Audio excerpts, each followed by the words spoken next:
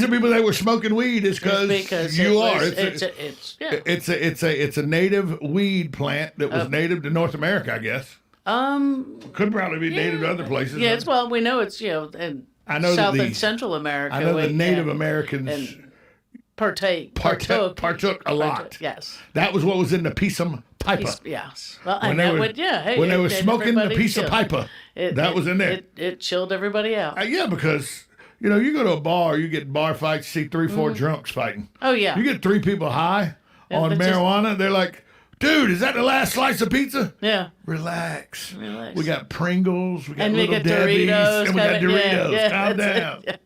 And it falls on Taco Tuesday, so what better There's for Mountain Dew in the refrigerator. Yeah, there you go. Just chill. Yeah. You get 3 guys playing pool and drinking Jack Daniels, and somebody's going to get shot off over a quarter pool table. Right. 3 guys smoking pot at the bar. They're going to, all right, who's, Do you really even want to play this game, bro? Yeah. Yeah, they start laughing over it. Yeah, they get the giggles and But it's good though. It is Taco Tuesday, so it's a good day for it. So there it's also National Pineapple Upside Down Cake Day. Oh. Is there a better cake in the world than pineapple upside down? They are good. They're really good. They are good. They're really good. And you can almost say they're healthy because it's got the pineapple and the cherries. Yeah. And the reason I bring up this is the city of Ocala has gave a occupancy license to a hemp farm here in Marion County. Hemp grows very easily in this environment. Right. No, we're not subtropical, but we're close. We are tropical. Right. We're tropical. Above us is temperate. We're tropical. Miami subtropical. Right. And so it does grow well here. And by the way, the use of hemp is amazing. Well, and I may be wrong on this. I always figure hemp became it was illegal to grow it. Yes, it has been illegal to grow it in the United States. The largest... And it's a fantastic textile. And I believe it's because it was the cotton industry. It was. The cotton industry and the lumber industry. The cotton industry and the lumber industry, because you can make paper out of hemp. And you can make rope out of hemp. And you can make fabric. It takes 20 years to grow an acre of pine trees enough to make paper. Right. You can do it every 10 months with hemp. Right. The lumber industry did not like that. Right. You can make hemp. You can take the fabric. You can take hemp, make it down into fibers. Every 10 months, you can replace that. The cotton industry didn't like that because that was competing with them because they can do it every 10 months. Right. Yep. So hemp was made illegal. Industrial hemp was made illegal to grow in the 30s, along with reefer madness and everything. Right. And here's what was so hypocritical about it. Because, like you said, you can make rope out of hemp. Right. Actually, the best rope made to deal with the climate and to deal with weather and to deal with moisture and everything is hemp. Right. Is natural fiber. Right. Natural. You know who the largest producer? You know who the largest user of hemp rope in the world is? U.S. Navy. Yeah, on the ships. On the ship, the U.S. Navy uses more hemp than anybody in the world, and we were buying it from Afghanistan. Of all because places. You couldn't grow it here. It grows. You know where hemp grows amazingly well? Mountains of Kentucky, mountains of North Carolina, mountains of Virginia, the Appalachia area that is so third world country poor. Right. And we denied them the opportunity to make hemp, not marijuana. Right. You can make hemp that doesn't bud. It has no THC. It has no. You can make it where it doesn't bud. Right. And it would have made.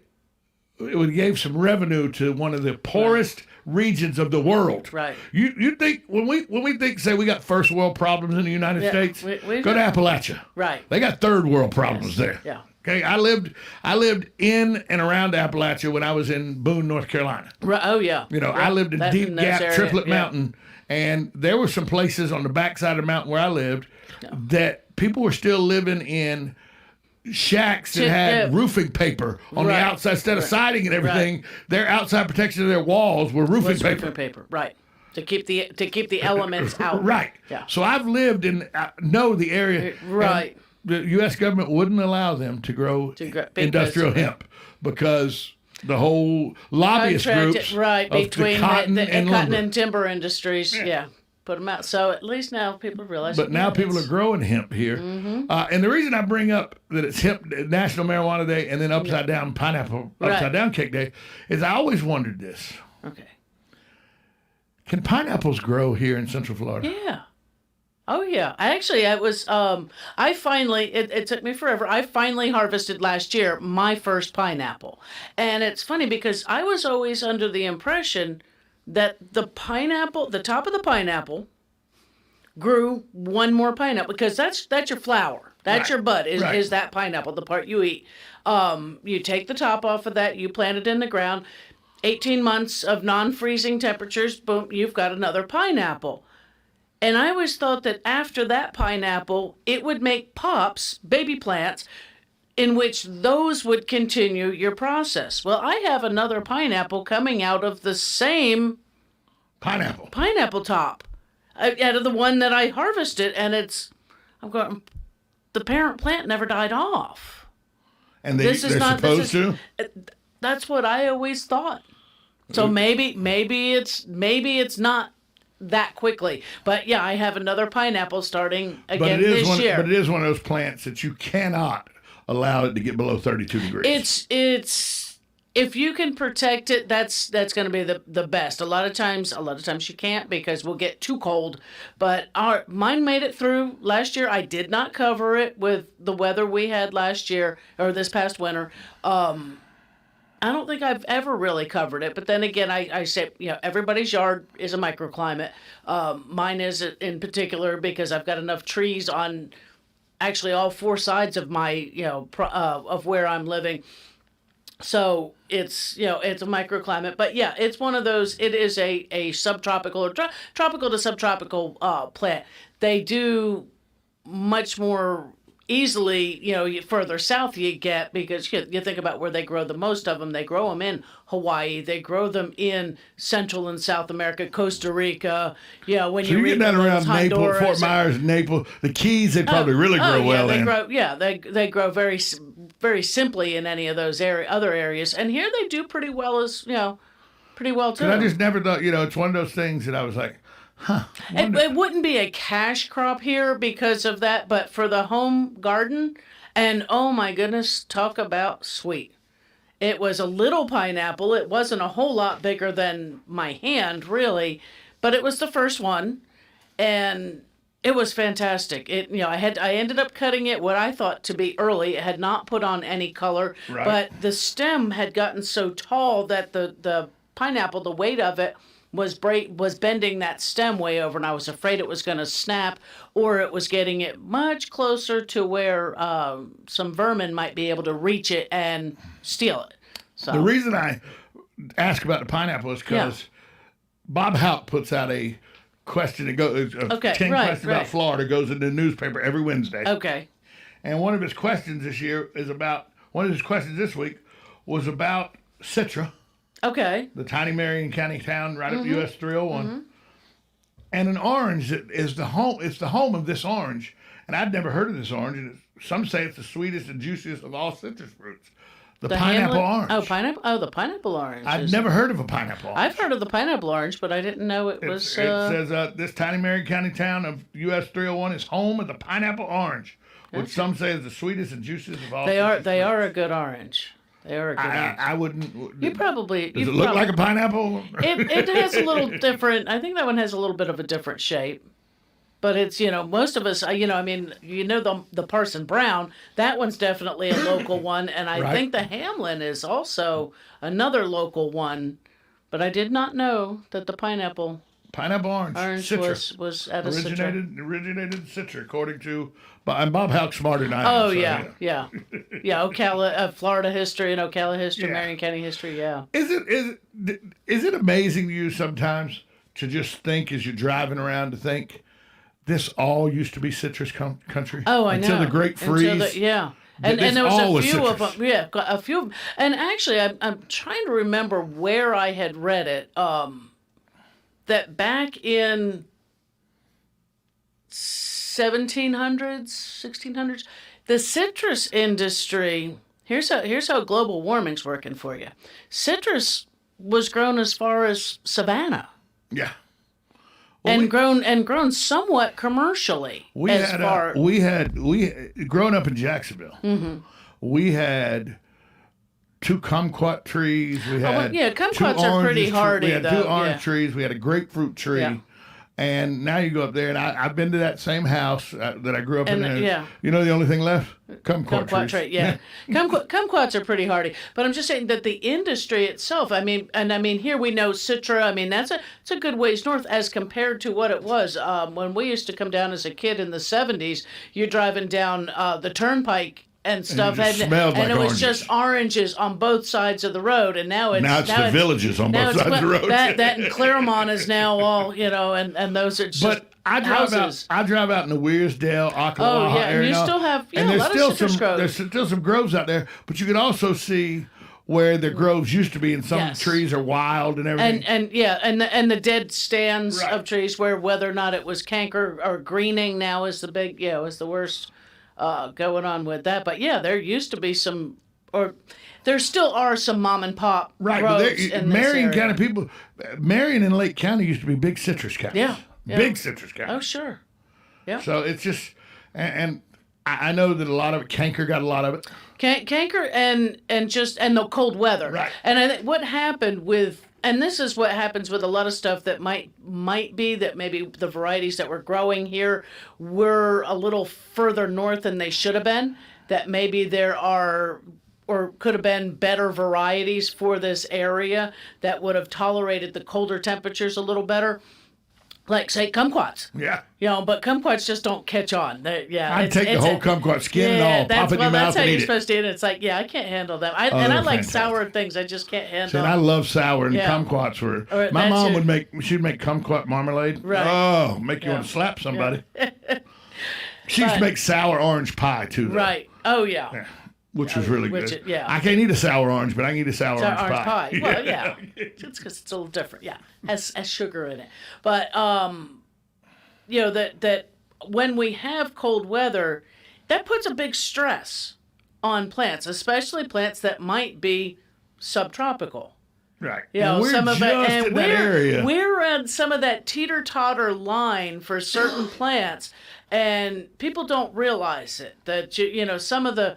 And I hate to say, queen palms have been overplanted. Yes.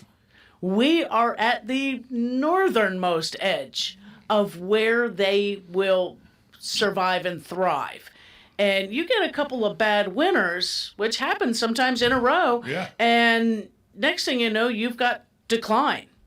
They've either been frozen, or now they are ripe for disease. And we're not talking about a small palm tree. No, either. You're talking about something you're going to pay somebody some hefty money to get rid of. Same thing with the Robellini. Now, the Robellini's a smaller palm. You can pull that out with the pickup truck and a chain. But a queen palm, you ain't pulling out. You're not pulling out. You're calling somebody. And they're tall, and they're a lot of times close to the house. And if you live in, depending on the community, you've got to prune off those dead fronds. Well, that you really wouldn't want them hitting... necessarily the house, or because the they're falling from 40 feet. Right, yeah, hitting the windshield or anything like that, or hitting the roof. But we are on that teetering point. We're right on that area where certain plants really you're taking a chance. And so when you're looking at the cost of either buying one or maybe replacing one 10 years down the line, because we had a couple of bad years of cold weather. You change, you go to a sago because it lasts. Yeah. But even sagos are, they have their problems because they got insect issues. Where in Florida when you think about it, where do you see the timberline of pine trees really changing from being the major tree of note to where it's there? Because like in North Florida, Jacksonville, Callahan, up around the Georgia border, it's pine trees because they're from Georgia pines and everything. Right. And so, and we have pine. Don't get me wrong, we have a lot of pine trees in Ocala, Ocala National but Forest, not near as many as you have, say, up in the Okefenokee. Right. Florida. Right. Or up towards aiming towards Perry, the Panhandle. Right. Go. And then you get around Orlando, and you have evergreens. Yeah. But you don't have southern yellow pines. Right. You don't have the big pine trees like we have. Right. And you get down to Naples, Fort Myers, they're almost non-existent. Right. Right. And even your oaks. And you would think because they're evergreens, they would thrive throughout the whole state. But not necessarily. I mean, Why is that? Well, could be water usage. If you're getting too close to the coast, it could be salt tolerances. Just that it doesn't go to sleep. Yeah, never sleeps. That there is no dormancy, no dormant time. And I know people say, "Oh, well, we don't have seasons here." Yes, we do. We have definite. Sure we do. We have snowbird, summer, and flip flop, and hurricane. And hurricane. Yeah. But I mean, there are some actual changes in temperatures. Well, yes, of course. I mean, not just the tags changing as well. We get the change. Yeah, everybody says we don't have leaf change. Well, we have tag Speaking of temperature change, I was talking to somebody that is very knowing about grass growing. Okay. And when I say very knowing, they're the general manager and have been a general manager of golf courses for 20 plus years. Right. Okay. I'll say who it is. Jason Linhart, the general manager of Ocala Golf Club. They advertise with us here on the radio. And I said, how's transition going? And for people who don't know what transition is, that's from when Bermuda is dormant to where it wakes up and turns green. Yeah. He goes, it's a little rough this year. We were dry. And there's no, they don't ryegrass, they don't overseed or anything. Right. So, and I go, why is it a little rough? He goes, well, it's been drier than normal. But we hadn't had the really warm nights like we need to in the upper 60s, lower 70s. Right. It's been in the 50s. And last night, the high last night, 62 degrees. It was chilly. Yeah. The Bermuda, it's confused right now, isn't it? We grow warm season grasses in Florida. That's what grows here. You can't grow Kentucky bluegrass here. It's not a warm season grass. Right. And that's exactly what it is. And everybody says, well, golf courses irrigate. What does that matter that it was dry? No, rain is what benefits. Reclaimed water is never going to be as good as rainwater. Right, and even water up out of a well is not as good as rainwater. I mean, you can watch the change happen overnight. You can be irrigating your lawn twice a week, and you're just sort of going, yeah, okay, the grass is there. It's starting. Boom, one rain shower, and the grass is green. It's lush. It's got a different color. You're needing to mow 3 days later. Well, that's what this rain that's come through in the last few days. He was anticipating that would help, but then because it brought in a cold front with it, it's still 60, 61, 62 at night. And people don't realize Bermuda needs warmer night weather as well. Yeah, and that's what most things people don't realize, that it's your nighttime temperatures that affect your plants more than necessarily the daytime. Really? That when you're thinking on vegetables and things like that, if nighttime temperatures are not certain temperatures, that's when they don't set their fruit usually. Tomatoes, for example, if it starts getting the nighttime temperatures much over 70 in the summertime, as summertime comes on, they stop setting fruit. It's too hot. Too hot. I'm not working. It's too hot. Yeah, and the smaller ones, the cherry tomatoes, the plum tomatoes, they'll continue. But your larger, your regular slicing tomatoes, they'll just sort of stop. But if it's too cool, so it doesn't make any sense to plant too early, because they just won't fruit. If the temperatures get much below 65, down 62, and that they're just not going to produce. Which is what he said about the Bermuda grass. Mm-hmm. It needs warmer, and I go, what do you mean warmer? Warm He goes, soil. High 60s, low 70s. Right. Because the soil is warm, and then at nighttime, it takes the dew and it can help the moisture, process that the root system's not cooling down. He says right now, even with the rain and everything, the low last night was 61 degrees. Mm-hmm. Too cold for Bermuda. Yeah. It'll perk up. Well, I mean, it will. It'll still green up some, but not like it would if it was 71 instead of 61. Right. And if we get a couple of, which we got another, the rest of this coming through, I guess, today. Yes. And then I think we're supposed to be good for a while. For a little while. Yeah. But, Rain gauge Hugh, he reported almost 7 inches at his house.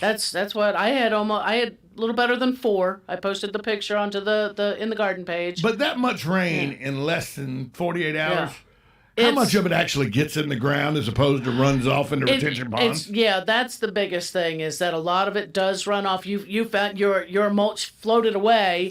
Our mulch went from the front of the house to the driveway. Yeah, and some 80 feet away. Right. And that's because the yard held water, and then it just long created enough, a float, and then created a float. got current of some kind, whether or not it was wind or just that wind, or the heaviness of the rain just moved that mulch over. That a lot of runoff did occur, with that now. Tuscarora? Usually my road, I have part of my neighborhood that still has some Lime Rock Road, and the sides on these two roads have a tendency to wash out really bad when it rains too hard.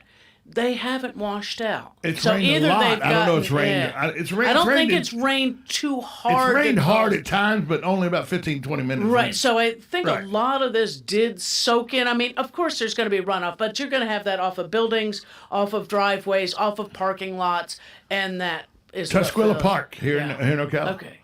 The walking path, the bridge, and some of the path underwater. Because it's Tuscarora Park and it's Tuscarora Lake, but it's really the pond there is really a retention area. Pond. Right. And it's overflowed the bridge and some of the walking path. Wow. Yeah. That means a lot of rain downtown Ocala. And over a short period of time. Right. So because the ponds couldn't process that and begin to drain some of it. Down by on 441, there was a section before you got to 80th, there by the sheriff's substation, that would flood. Right. And it would flood over over 441. Where the RV place is now and everything. It used to flood bad. They have dug a massive hole. It's not fancy. It's not pretty. But it works. It's got a lot of water in it. Yeah, it's almost to the top. Well, the number 5, the green at Muni, the water's up to the rock, up above the rocks where it's right there. And, the retention pond on 13's holding about 1.5 feet of water, and it never holds water. So, a lot of rain. More to come with Carol Ann Baldwin. It's called In the Garden with Master Gardener Carol Ann Baldwin on 1370 AM, 96.3 FM, WOCA, The Source. She's with a appointment today, I believe, or some sort of appointment. So she's not able to be here with us. So if you were trying to call in, that's why you were not able to reach anybody. Because Carol Ann Baldwin is not in the building today and physically in the building. This is a rewind from April of this year. We were still at that dreaded place over, that we don't talk about anymore when this show aired originally. But now we're here at the Palatial Studios just off the runway at the Ocala International Airport. I'm Tom Schmitz. You're listening to Ocala Talks. More with Master Gardener Carol Ann Baldwin coming up after this timeout. You're listening to 1370 AM, 96.3 FM. This is WOCA, The Source.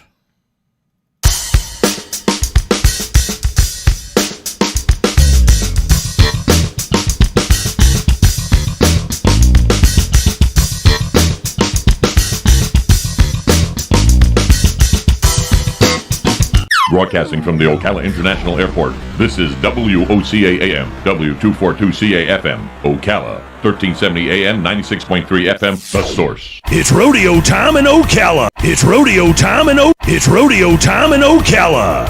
The 39th annual Ocala Shrine Rodeo returns to the Southeastern Livestock Pavilion September 3rd and 4th, 7:30 nightly. Witness the superstars of the PRCA as cowboys ride to help children walk. For tickets and information, check out OcalaShrineRodeo.com for broncs, bulls, and babes. The Ocala Shrine Pro Rodeo, September 3rd and 4th, 7:30 nightly. It's time for Farmer Ranch headlines on the Southeast AgNet. I'm Tyrone Spearman reporting. Commodity Credit Corporation has announced the 2021 loan rate for the 4 types of peanuts that are produced. This will start August the 1st. Eligible producers can obtain peanut loans through their local FSA office and our alternate delivery partners. They are called the Designated Marketing Associations. Those loans provide producers with interim financing on their production and facilitate the orderly distribution of loan-eligible peanuts. Of course, when the peanuts are bought out of the loan, that loan is repaid. The type this coming year, runner-type peanuts will have a support rate of $354.89 a ton. The Spanish, $343, Valencia's, $357, and Virginia type, $357. CCC applies premiums and discounts for quality factors to compute the exact loan value of an individual ton of peanuts. Then, of course, the farmer will be paid. The actual loan levels depends on the percentage of various sizes of kernel in that ton of peanuts. CCC uses the percentages of sound mature kernels and sound splits to compute the basic value of a load of peanuts. All 4 types now will have a support rate for the 21 crop year.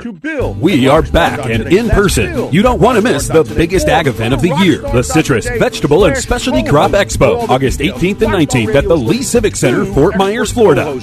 It could be you. Email Bill at rockstar.today or go to rockstar.today/co-host. Being on the radio with Billy will make you the expert in the field. It could take your career over the moon. Get all the audition details at rockstar.today/co-host. The Ocala Golf Club, one of Ocala's premier golf courses, from its pristine 18-hole course layout to its amazing pro shop. Jason Linhart and the staff at Ocala Golf offer everything that you need for your golf outing. That's the Ocala Golf Club. Experience country club style golf at municipal prices. You won't go wrong with the Ocala Golf Club. Call them for a tee time today, 352-401-6917. Veterans Helping Veterans USA. Call 352-433-2320. We help veterans and their families with limited financial assistance, counseling, employment referrals, and a food and clothing bank. You can help in making a huge difference in the veterans' lives we serve by donating food, clothing, household items, or direct financial assistance. All donations are tax deductible. Veterans Helping Veterans USA. 352-433-2320. Thank you for your attention, and God bless America. Keep up with what's going on in the downtown area with Ocala Downtown Newspaper. Delivering thousands of newspapers to businesses in the downtown area, Ocala Downtown is there to keep you informed. They even have Tom's Picks, a free referral for people who are looking for a company to do work for them. Tom's Picks will refer the company that fits your needs, and all we ask in return is that you tell them where you heard about it. It's simple. For more info, just call Tom's Picks, 352-804-1223, and pick up your copy of the Downtown Ocala newspaper today. And now read Ocala Downtown Newspaper online. Get it for less at the DIY Home Center outlet. Get top quality real wood cabinets the same or less than the big box stores are selling the cheap stuff. And that's not all. Drywall screws big box stores are $6.47 a pound. At DIY only $4.99. Plus DIY has the largest selection of mobile home parts and accessories anywhere. From carpet to doors, get the DIY supplies you need for less. The DIY Home Center outlet. We are your building material closeout store. 2191 Northwest 10th Street, just 2 miles east of I-75. Ocala Business Leaders Incorporated is a group of independent local firms providing a wide range of quality goods and services. Each firm strives to maintain the highest level of professional integrity and 100% customer satisfaction. When you're looking for goods and services, call a member of the Ocala Business Leaders, and we are confident you will be pleased with the results. If you're interested in becoming a member of the Ocala Business Leaders, join us at the Ocala Municipal Golf Course, 3130 East Silver Springs Boulevard, any Wednesday at 6:30 a.m. and enjoy a breakfast on us. For more information, check OcalaBusinessLeaders.com. Hey, Matt, I know Sunrise Automotive does auto stuff, but I need some tires for my truck. Can you recommend someone? Yes, I can. We do that. No, I mean I need them installed and balanced and all that. Yep, we do that. Well, my son needed his windows tinted. Yep, we do that. I need my seat replaced. Yep, we do that too. I need a new roof line, and a new spoiler, and a new truck. Yep, we can even do that too. Okay, I get it. I suppose you can also do a radio show too. Well, as a matter of fact, join me, Matt Gibbs from Sunrise Automotive, every Tuesday at 10 for auto repair with personal care right here on The Source. This is a best of in the Garden, Carolyn. Out today. This is the rewind. Do not call in. This is a tape show. In the Garden with Carolyn. Bringing advice to you. In the Garden with Carolyn. She'll tell you what to do. And just as the man says, Master Gardener Carolyn Baldwin here. To take your questions and call, 622-9622 is the number to call if you have any questions about planning, gardening, plants, grass, how to do weed control, how to get varmints out of your flower beds and everything, how to stop the grubs from showing up. She got answers for you. You know what? One great thing about all this is my squash is doing fantastic. Oh, and I just some fresh squash the other night. Took the little ones. I saw yesterday. Took the little ones. It's just boom, boom, boom, about 3 of them. I saw yesterday that in my fiance's floorboard of her car, about 8 or 9 packages of seeds. Is it getting almost too late to put seeds in the ground? Some of that, you're almost to that point where you might be waiting till the fall garden, right. That late summer, early fall garden, where we just start all over again. So everything's growing now. Call back, caller. We were about to take you on the air and you hung up on us. Oops. Somebody called and then they hung up on us. I don't know who it was. They'll be back. Yeah. I guess it might have been wrong number. I was going to say, might have been trying to check on our extended warranty. This is a radio show, so sometimes you have to wait for the radio to come to you. Yeah. Hello, you're on with Carol Ann Baldwin. Good morning. Good morning. I'm sorry I hung up on you. You just hung up on us. Just hung up. Come on. How are you doing today? I was looking out the window looking for some more rain, and I got panicky. Oh, and it's looking like it. Yeah, we got a little dark. Yeah. We're going to get some more today. Yeah, I had in my age, I had a 3-day grand total of 8.3 inches. That's a lot. 3 days. 3 days, yep. That's and I guess we're getting more today according to the forecast. Yeah. Well, we're right here. We're looking out the window at the Paddock Mall studios of WOCA. It's a little dark out there right now. Say that's south, isn't that? That is south. Okay, yeah, south, that's and I think that's where more of the rain is this time. Yeah, that's south of us, and it looks a little angry. I have my raincoat in the car. It's a good place for it. Hugh, what can Carol Ann do for you this morning? Pardon, I couldn't hear you. So what can Carol Ann Baldwin do for you this morning? Okay, the question is, now with all this rain, how long does it take for 8 or 9 or let's say 10 inches of water to get down to the aquifer? Oh, you'd be surprised. It actually does take quite a while because it filters through, but we've got, that sandy top surface obviously, allows us to drain that we don't have a lot of puddling in our landscapes normally. But then we do have layers with clay and rock and things like that it's got to permeate. I don't know exactly, the time frame on how to get an inch or two of water down through, but I think you're talking several weeks, several months at least for that to really do a recharge to the aquifer. That's why, we get 365, I think they say 365 inches of rain on average per year. Of course, it's all done in normally 4 months. If we just spread that out once a week, but we'd be doing a little better. That it's, that we still at times have a problem where the aquifer gets a bit low, because it takes longer for that water really to perk down there than we realize. Yeah, I had heard last year that they said the aquifer was above normal. That was sometime last year. Now, what it is now, I don't know. So evidently, they must check it out every so often. Oh, sure. They have test wells because they even check the quality of it. Right. And there's certain areas. What is it? Is it the Swanee where they can actually put the dye bomb in, that they can put it in one spot and it comes up in another, and they can check. That's how they check flow and things like that. Hugh, thanks for the call. That's it. Okay, thank you. It really is an interesting question on how quick, because we do have to, and that's part of the reason we have to watch what we do put down on the ground in Florida, is because with our sand, it doesn't sit on top. It soaks in. It soaks in quickly. It walks through that sand till it finally hits some lime rock layer or some clay layer that slows it down to going, down through the to the aquifer. And for years, they had taken atrazine, the herbicide for St. Augustine, off the market for homeowners, and then brought it back at a much lower rate because why? We drink poison the aquifer, right? Yeah, we're drinking. I remember Jeff Halcomb, who used to be the water czar for the city here. Okay. He's now down in Naples working as the water czar down there. And he was the water czar for the city, and he was any type of question about water you had, Jeff Halcomb knew it. Okay. And he also was a doppelganger for Urban Meyer. At the same time Okay, Urban Meyer was okay, here. right.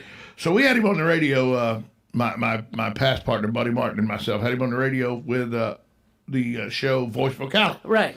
And Jeff came on to make a great announcement that the city of Ocala's water works had made a discovery that was actually something that was talked about. He went up and talked to the state legislature about it. He went and talked to the University of Florida about it and everything.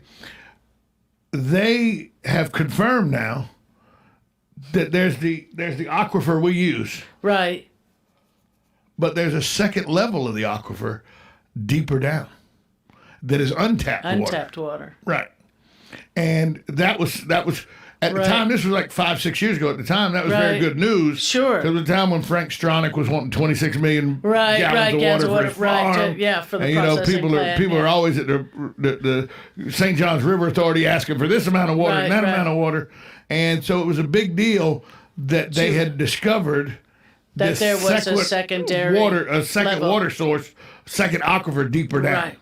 That made people breathe a little easier about the Florida water because the Okeechobee had started. You could see where it's dried up, and that's the main water source for South Florida. It's Lake Okeechobee, sure. Right. Yeah, that's their big reservoir. Just like people go, well, what's a big reservoir for North Florida? Believe it or not, one of the biggest reservoirs for northern Florida, especially the Panhandle. St. John's is for this side of the coast, but for the Panhandle, and all, it's the Chattahoochee River coming out of Georgia. Yeah.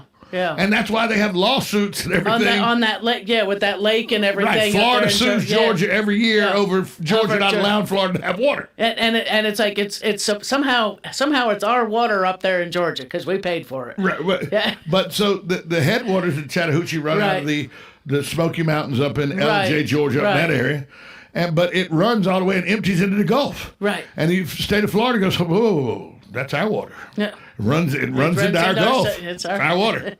It's just running through Georgia. Georgians don't necessarily agree with that. No. But what does that, once again, that just illustrates that no matter what, the most important thing for sustainability of life, whether it be plant life, human life, animal life, water. Without water, we got nothing. We can live without oil. We can figure it out. Exactly. You ain't living without water. Living without water. You can't live without water. Clean water and clean air. You're not living without those two things. Yeah.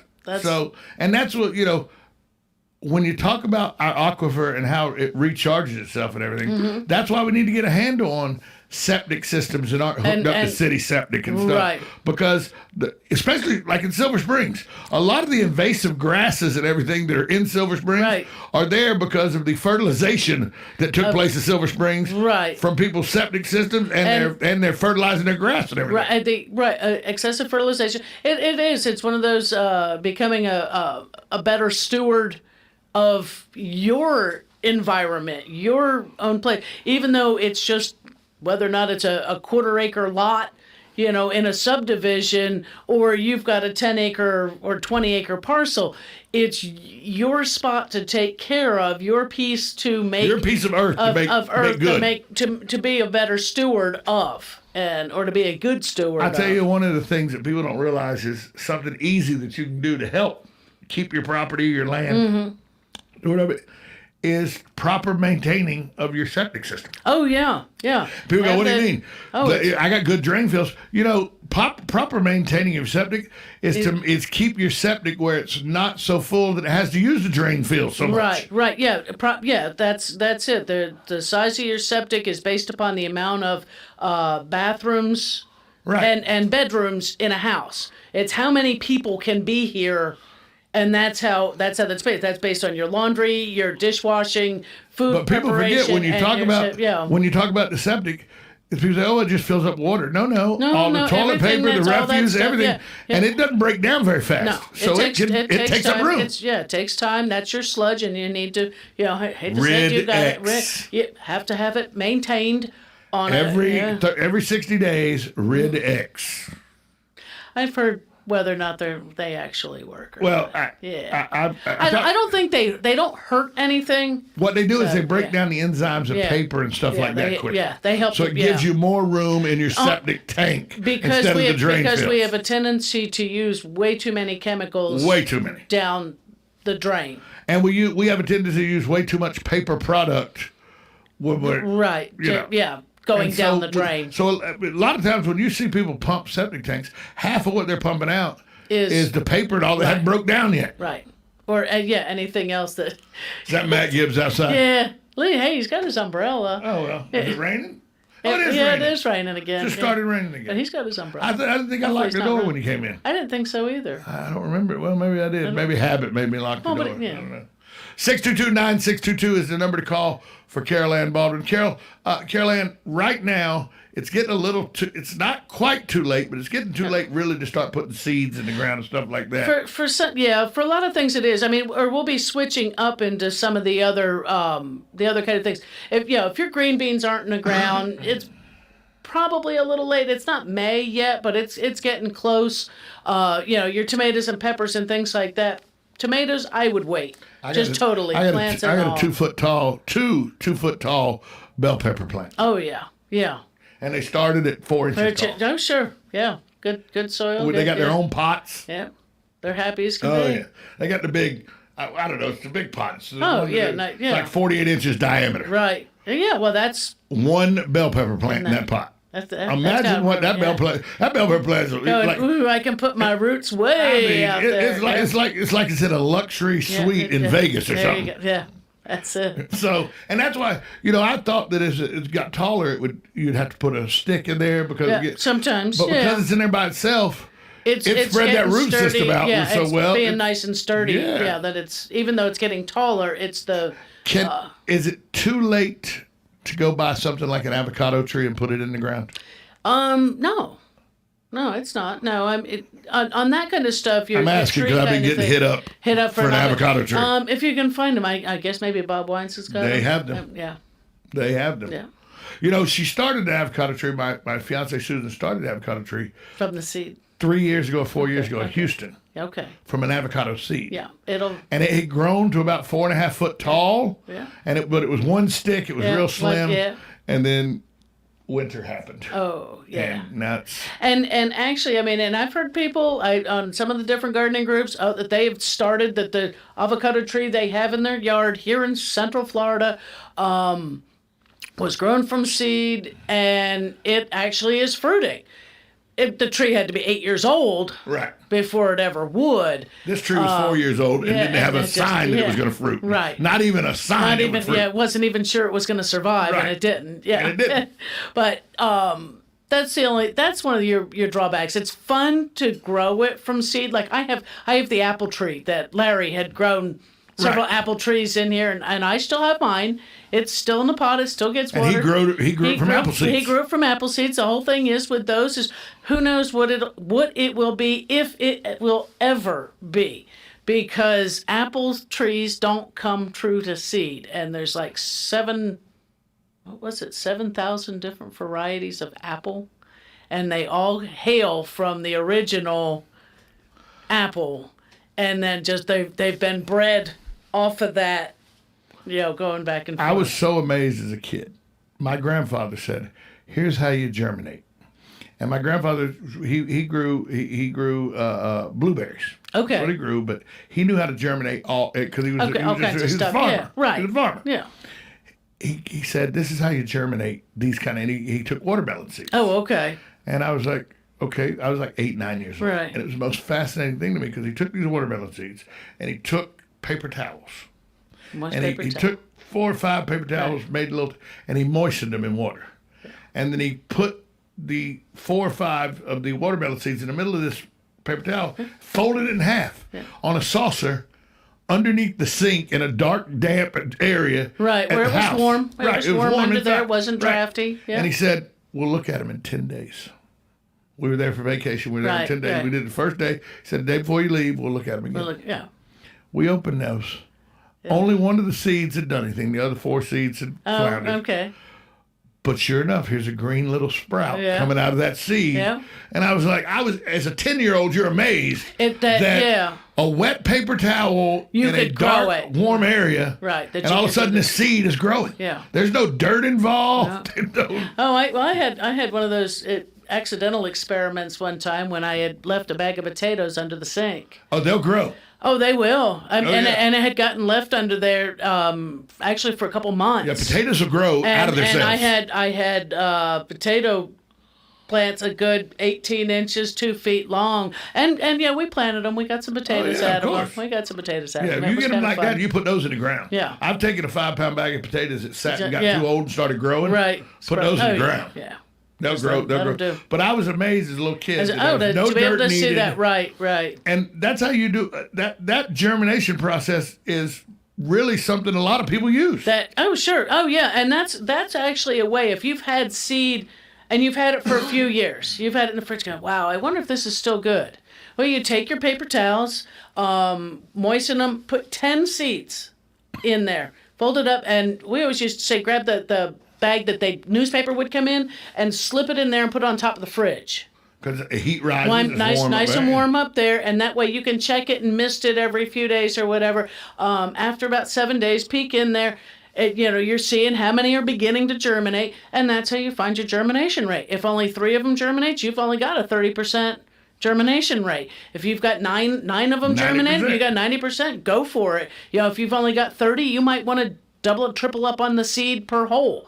And just to make sure you're getting something on there, but you can usually still use that seed. It's so amazing to me that gardening can be done in a paper towel. Oh, sure. Well, you think about hydroponics. Gardening can be done in a styrofoam cooler. It wasn't until I saw the Disney ride, something Earth. Not Spaceship Earth, but the Living Land. And they have all the hydroponics that they use for all their vegetables and all they use in the kitchens and everything. And you see a tomato that's like 2.5 inches across because it's hydroponic.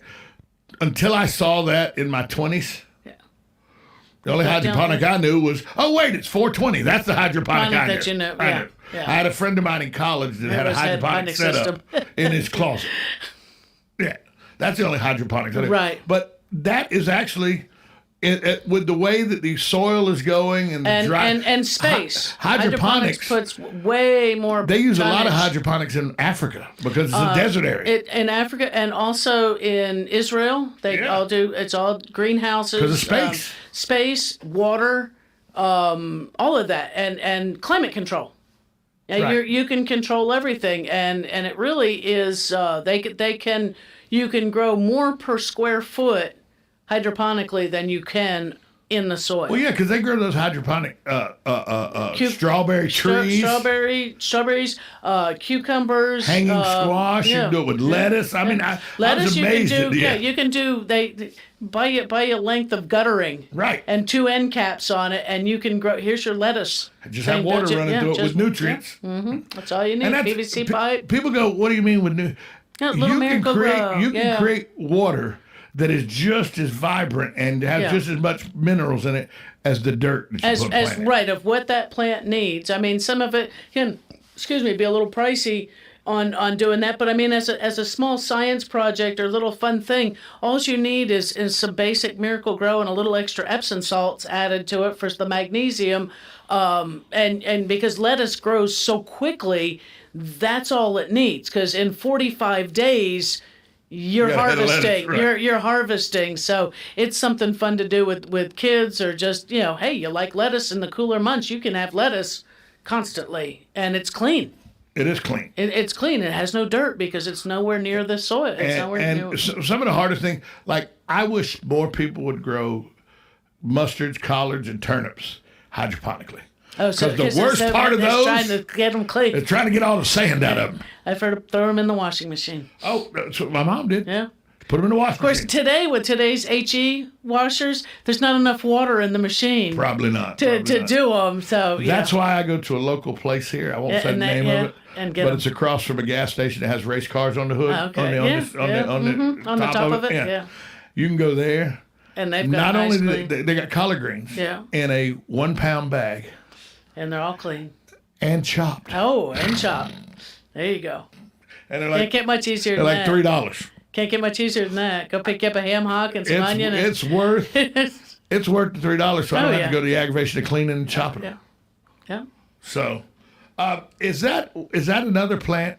Mustards, turnips, and collards. Another plant that really, really is vibrant in our area because of our climate? I think so. Yeah, and it's just they are southern, a little more of southern plants, southern vegetables. I mean, they grow turnips and things like that. I think you get a little more turnip green, beet green, and that further north. But your collards, your mustards, and things like that, mustards are big here. Now, you big greens fan? I like them when somebody else cooks them. Do you like all of them, or do you have a special? Do you have a? I probably like. I think I like collards more, or a mix. Yeah. You know, if I you've like got a collards mix, and mustards more. Yeah. Turnips, Yeah. But I have a friend of mine. Like I cook a good collard green. Okay. Yeah, I cook. I use my mom's recipe. I cook good. I had a friend of mine cook me. One time he goes, "You ain't tasted collards till you taste mine." Everybody's got that one friend. You ain't tasted. You ain't tasted. Right? You had mine. Yeah. Now I just go buy the bags of collards, take them to his house. Hey, what do you need to cook me up a mess of? And what? Here's our agreement. I'll pay for all the collard greens and the ham hock. Give me 2/3 of the cooking. You keep the other third for yourself. Keep yourself a couple servings. I want. And by the way, same guy. Yeah. And I'm from Georgia. I know a thing or two about some boiled peanuts. Oh, okay. This same guy cooks the best boiled peanuts I've ever had. And I've had a lot of boiled peanuts. This guy cooks good boiled peanuts. He can cook collards and boiled peanuts. Boiled peanuts. Well, what else do you need? And he usually has bourbon and beer at his house. What else? What are friends for? 622-9622 is the number to call. You got about a minute and a half if you want to get your questions in with Carol Ann Baldwin, Master Gardener Carol Ann Baldwin, who, by the way, encourages you on May 1st to enjoy Naked Gardening Day. World Naked Gardening Day. It is a real thing. World Naked Gardening Day. Yeah, we've had some fun. Yeah, I don't. You got the privacy fence already in place in all of the house? Yeah, just sort of do it from in the house and you look out and you. So you're just putting some seeds in a plant while you're in the house in your birthday suit. That's the way to do. Yeah, if you want to actually partake. Yeah, if you want to partake in that. Yeah, watering the plants in the kitchen. Yeah, if you got the nice house plants that you got to use a spray bottle, walk around in your birthday suit and spritz them. That's National Naked Gardening Day. There you go. On May 1st. On May 1st, Saturday, May 1st. This Thursday, Earth Day. Is Earth Day? Yeah, see, they kind of work within conjunction. You're getting, that whole. I remember the first Earth Day. It was like 1981 or something. It was a big deal. In high school, some club had T-shirts made up and everything. Oh, it was a big. Everybody went out and planted seeds and things like that. And it's, Hey, whatever it takes to be a good steward of the earth. That's it. I mean, we have Arbor Days, we have Earth Days, we have gardening days. There's all different kinds of days. All different kinds. How can they find you, Carol Ann Baldwin, if they're looking for you? They can find us on the In the Garden Facebook group page, or find me down at Lowe's, down there in Lady Lake. Carol Ann Baldwin, Master Gardener Carol Ann Baldwin, with In the Garden, Master Gardener Carol Ann Baldwin. See you next week. See ya. Coming up next, Matt Gibbs, Sunrise Auto. It's auto repair with personal care from Sunrise Auto. He'll be in the building. She was also talking about Naked Gardening Day, which was May 1st. I missed that day, thank goodness. It was a day nobody wanted to see me do naked gardening, so I missed that day. It was to the applause of everybody involved. I was not able to make that day, I'm very sure. Today is National Aviation Day, though. We talked earlier with a first lieutenant in the Army, U.S. Army Flew Black Hawks, Abigail. First Lieutenant Abigail, her name's escaping me now. I should know her last name. I know her first name's Abigail because I remember that she was named after Abigail Adams. So, Matt Gibbs from Sunrise Auto coming up next, right here on 1370 AM, 96.3 FM, The Source.